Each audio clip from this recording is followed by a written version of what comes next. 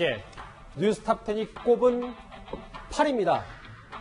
이번 총선에서 용인 지역구에서 당선이 된 민주당 이탄희 의원이 사법농단을 겪으면서 공황장애를 겪게 됐다고 고백을 했습니다.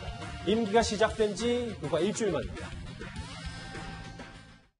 법과 탄핵을 통해서 사법농단의 과거는 매듭지어야 합니다. 그리고 재판받는 국민들이 참여하는 사법개혁 기구를 만들어서 이를 바탕으로 40년도 더 된 폐쇄적이고 제왕적인 대법원장 체제를 투명한 사법제도 체계로 바꾸어 나가야 된다고 생각합니다. 공황장애를 고백한 이 의원인데 장혜식 평론가님. 먼저 사실관계부터 확인해야 될 게 국회를 떠난다는 게 잠깐 이 치료를 위해서 잠시 자리를 비운다는 의미죠. 그렇죠. 쉬겠다는 거죠. 그리고 이탄희 의원 측에서는 이제 세비 수령과 관련해서도 국회에 나와 있는 연차 조항을 따르겠다고 하니까 세비도 받으면서 어쨌든 어느 정도 쉬면서 치료에 집중하는 기간을 가지겠다는 거지 국회의원 직 사퇴하겠다는 뜻은 아닙니다. 예. 2017년 2월에 이 사법농단 사태 겪으면서 공황장애가 시작됐다고 했고요. 올해 3월에 이게 재발해서 지금까지도 뭐 잠을 못 자고 정말 힘들 그런 과정을 겪어왔다고 하는데 개인적으로 공황장애가 얼마나 심각한 수준의 질병인지 알고 있기 때문에 이게 참 이탄희 의원이 힘들다는 데는 제가 공감이 가요. 네. 근데 일반 직장이거나 아니면 방송을 하는 저 같은 경우는 이런 공황장애나 여러 가지 마음의 병이 발생했을 때 쉬는 게 맞습니다. 양해를 구하고. 그런데 문제는 국회의원은 공직이잖아요. 예. 그것도 그냥 공직이 아니라 국민에 의해서 4년에 한 번 선출되고 나라의 국정을 이끌어가는 그러한 공직입니다. 그런데 3월부터 재발됐다는 것은 공천받고 선거운동할 때 본인 스스로 이걸 알았다는 뜻이거든요. 그러면 그때 없던 결단을 내렸어야 지금의 이 의정 공백 상태를 우리가 예방할 수 있었던 것 아닌가. 그리고 더불어민주당 지도부도 이탄희 의원이 당시 후보 시절에 이런 문제가 있는 것을 알았다면 아무리 상징적인 인물이라 하더라도 의정 공백이 명백히 우려될 때 어떤 조치를 내렸어야 하는 거 아닌가 하는 아쉬움이 들고요. 국회의원이 개인의 어떤 이유로 병력을 이유로 해서 몇 달이 될지 얼마가 될지 모르겠지만 공백을 보여주게 되면 그 손해는 단순히 세비 들어가는 것 이 정도에 그치는 것이 아니라 우리 국민들이 너무나 크게 보기 때문에 예. 이건 단순히 공황장애가 안타깝다 아니다는 문제를 넘어서는 공적인 문제라고 생각됩니다. 김상희 평론가님도 조금 책임이 없는 뒤늦은 고백이라고 보세요?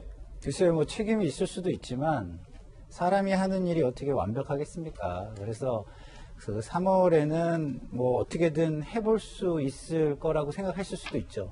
저도 뭐 비슷한 경험을 해본 적이 있는데 저 같은 경우는 일에 몰두함으로써 그걸 극복을 했거든요. 예. 근데 그게 사람마다 똑같을 수는 없어요. 그래서 이탄희 의원도 그 당시에는 이걸 일에 좀 몰두를 하면 내가 이걸 극복할 수 있다 이렇게 생각할 수도 있는 거예요. 그래서 이거를 무리하게 예단을 지금 하기는 좀 어렵다고 보고요.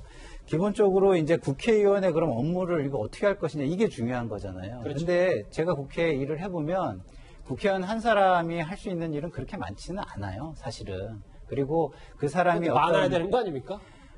아니 그렇지만 그 사람이 이렇게 표상이 돼가지고 어떤 거를 끌고 예. 갈 수 있는 사람이 되면 예. 그건 있는데 예를 들어서 그 외에 행정부를 감시하고 감사하는 일은요 보좌진들이 거의 다 합니다, 대부분. 그렇기 때문에 제가 볼 때는 그 서면 질이나 그 서면 대정부 질이나 여러 가지 방식으로 일을 해 갈 수 있을 거로 보고요. 그리고 알겠습니다. 아까 얘기했는데 공직에 있는 사람이 그 힘들어도 해야 된다 이렇게 볼 수도 있지만 그 공직의 중요성을 생각해 보면은 판단을 잘하는 상태로 제대로 된 판단을 해서 그 공직을 수행해야 된다라는 걸 따져본다면은 지금은 좀 쉬고 오는 게 좋을 수도 있다. 저는 이렇게 좀 봅니다. 네. 공황장애 이탄희 의원의 고백, 아끼다는 의견 하나하나 만나봤습니다. 자, 그러면 지금은 이제 시청자의 목소리를 하나씩 들어볼 차례입니다. 댓글 5개가 들어왔습니다. 공황장애면 출마 전에 밝혔어야죠. 디스크 숨기고 택배에서 취직한 격이다. 예. 대통령님, 되돌아볼 계기가 아닙니다. 정의연 싹 조사해서 털어내야 합니다. 언론 탓, 검찰 탓으로 돌리지 마라. 윤미향 의원은 스스로 책임 느끼고 반성하라.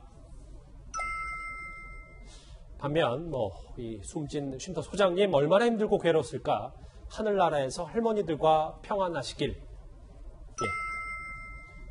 김여정 불어렁에 쩔쩔매는 정부의 대응. 자존심 상처 입어 뻥뻥 뚫린 국민 가슴.